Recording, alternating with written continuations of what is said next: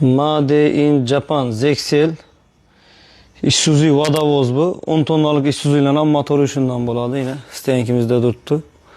CCB'nin hem teploları bıtık kaldı. Bunu plunjer parlarını açtık. En plunjer parları karayıp yine işçiden yerine.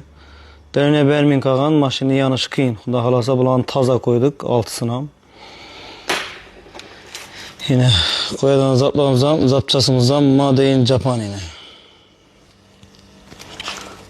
Bam Zexel. Bam Made in Japan Zexel.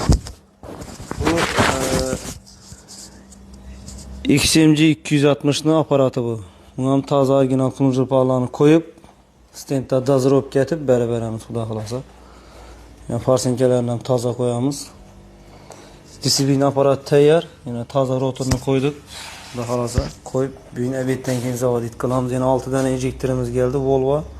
Bularni tekshirib ko'rdik. Klaplarga yetgan. Tekshirib ko'rdik. Endi bu klaplarni ichindagi klaplarni original tazadan qo'yib beramiz, cho'p ketib qo'yib beramiz.